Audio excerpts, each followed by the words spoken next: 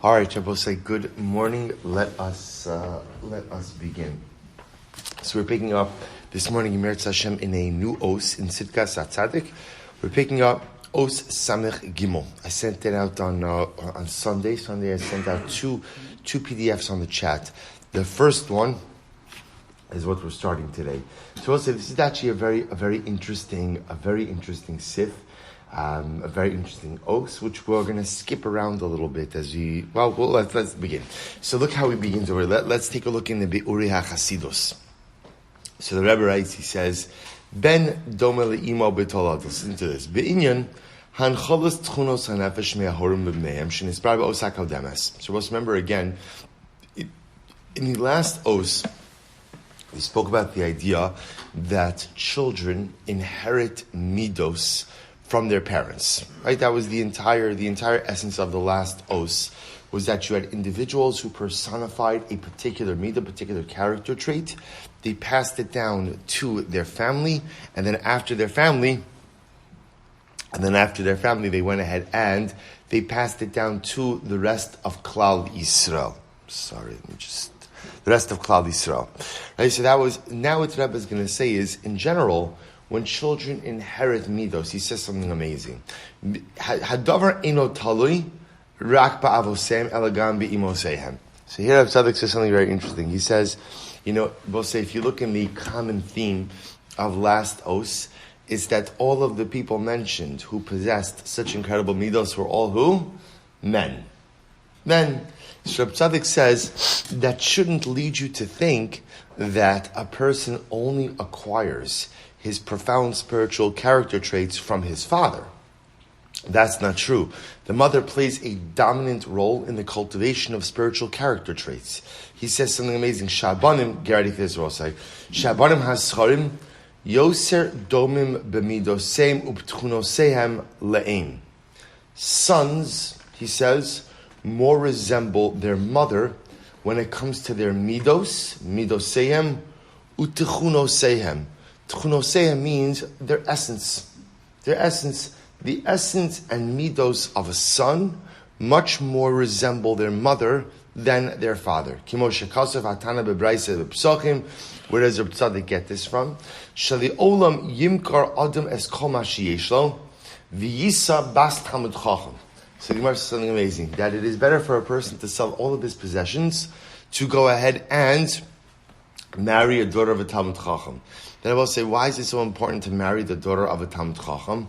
Kevan she'im meis ogola, because in the event that the man dies or he is exiled, in other words, that if he's not there to go ahead and raise his children, muftach lo shabanav talmidei chachamim. Ultimately, again, he could be assured that his children will grow up to be talmidei chachamim, which will say, essentially what Chazal was saying is like this. If for some reason you, the father, cannot go ahead and exert or exude the right influence on your children, either because you're not present or you're not there, you have to make sure to marry a woman who is capable of doing so. Who is a woman who is capable of doing so? The daughter of a Talmid Chacham. The daughter of a Talmid Chacham grew up in a home of Torah. The daughter of a Talmid Chacham was exposed to the right things, and she will bring that influence to her children. V'zeh mipnei sheyihiyu banav talmidei chachamim kimo imam shibas Talmid Chacham.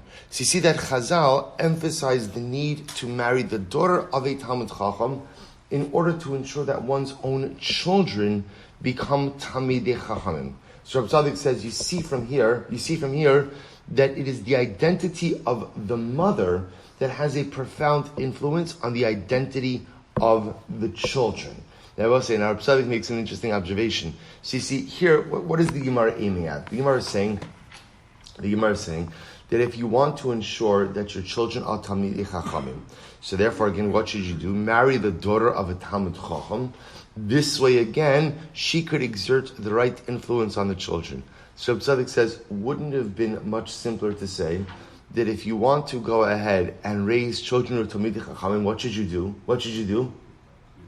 Be a Talmid Chacham, right? In other words, what do you do? Marry the daughter of a Talmid Chacham to your children? No, how about a better idea? You, father, you become a Talmid Chacham, right? Model the right kind of behavior, and you have children of Talmidei Chacham. So Rabbi Tzaddik says something amazing. He says, Ve'ilu im ha'av hu atzmo Talmid Chacham, ein lo havtacha zu Shebana v'hiyu Talmidei Chachamim. But you see from here, because Chazal felt, even if the father is a Talmid Chacham, that's not a guarantee. I mean, there are no guarantees for anything, but that's not, quote-unquote, a guarantee that one's children are going to become Talmidei Chachamim. Kimosha Amru Chazal, we'll say, so this is incredible, that what Chazal understood is the profound influence of a mother on the spiritual maturation of her children. It's not that the father doesn't have an influence, but a father doesn't have the same level of influence as a mother. So you'll say, remember, well, let's see, he goes on, he says, so that's why Chazal don't say that if you want to raise Talmidei Chachamim, a father should be a Talmid Chacham, because at the end of the day, even if the father is a Talmid Chacham, there's no haftacha, there's no guarantee that the children will be that way. After all, Kimo Shamu Chazal bin Adarim, we'll say, this is incredible, She'ein Matsui, Shebenei Talmidei Chachamim, Yukimosam. We'll say, in fact, interestingly enough, one of the fascinating dynamics by Talmidei Chachamim is that often the children of Talmidei Chachamim are not like their father. I will say, this in general is an interesting dynamic about the children of prominent people.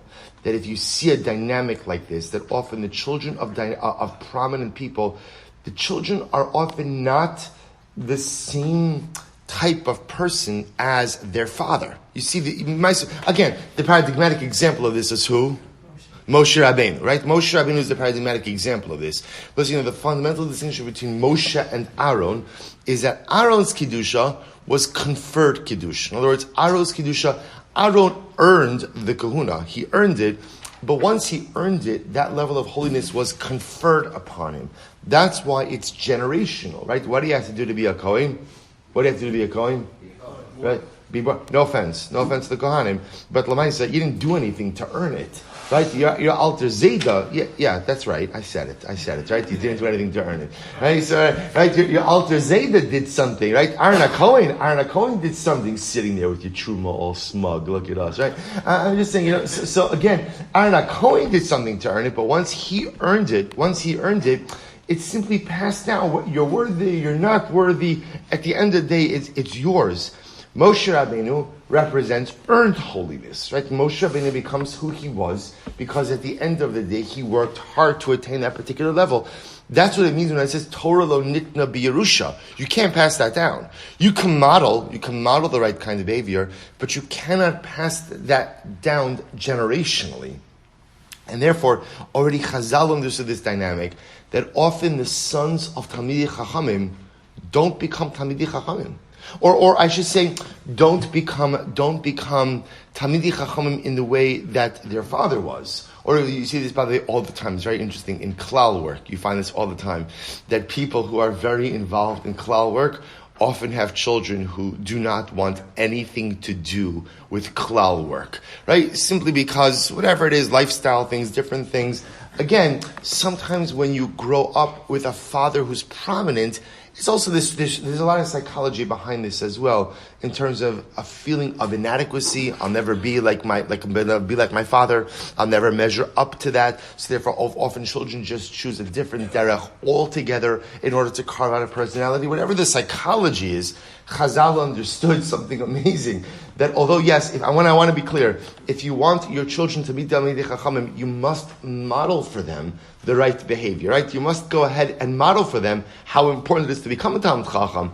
But yet, interestingly enough, Chazal, when they looked at that probability of making one's child into a Talmid Chacham, they put the bulk of the responsibility on the mother and not on the father. Right? There's something about the spiritual nature of a mother which instills holiness and ruchnius in her children that a father simply cannot replicate. He goes on, he says, Kim holchin achar ha'em. He says, at the end of the day, children, at least in their ruchnius, follow after their mother. Umitamzeh, Ne'emar uben ksil tugas imo. Dahainu sheksilusa hu gorim eitzev li'imo. That's why it calls the pasuk from Mishlei. That literally, again, a foolish son is tugas imo, is the suffering of his mother, right? That again, that at the end of the day, the spirituality, the ruchnius of a child is very much the reflection of the mother, velo aviv, and not of his father. Again, I want to be clear. Rabbi Tzaddik is not absolving a father of responsibility. Rabbi Tzaddik is speaking about the idea. Remember, ruchnius represents the nuanced spiritual personality of a child. The nuances of a child's personality and the nuances of a child's upbringing, the nuances of a child's ruchnius, Rabbi Tzaddik posits, comes from his mother and not from his father. The father could have many influences, and one could probably make the argument that some of these things, of course, could be family dependent as well. But Lamaisa, Rabbi Tzaddik is talking about bigadol, kind of in a general sense. The spiritual nuances of a child's personality come from his mother. Mishum sha'im biyiras Hashem shalar. It's a very profound statement, because a mother, with her yiras Hashem, machneses yiras Hashem b'haben. The yiras Hashem of a child comes from his mother. This is incredible. This is not talking about knowledge, right? This is not talking about knowledge. He's talking about yiras Hashem. The first step to becoming a Talmid Chacham has nothing to do with the amount of knowledge you amass. The first step of becoming a Talmid Chacham ultimately, again, has to do with your yiras Hashem. And Tzaddik posits, where does your yiras Hashem come from?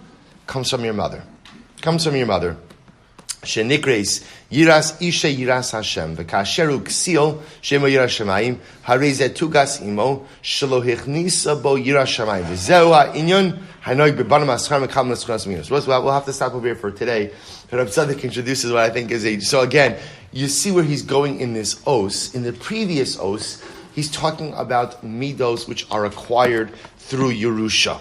Right, that was the entire essence of Os Samich Beis. Right, all about the idea that great people personify these midos, pass them on to their families, and then it becomes kind of the spiritual purview of all of Klal Yisrael. In this particular Os, Rabbi Tzaddik is bringing this closer to home, and he's going to discuss what things does a child get from his mother, what things does a child get from his, and we'll say his, when we talk about sons and daughters, from her father, and then ultimately again what things or what character traits or midos does a person cultivate on their own. So step number one posits Rabbi Tzaddik that the nuanced spiritual nature of a son, we're talking about sons today, because daughters will Amir Hashem be tomorrow shir, but the nuanced spiritual nature of sons, the yiras shamayim of sons, the ability to become talmidei chachamim of sons, Rabbi Tzaddik says, is fundamentally rooted in the spiritual character and spiritual nature of the mother.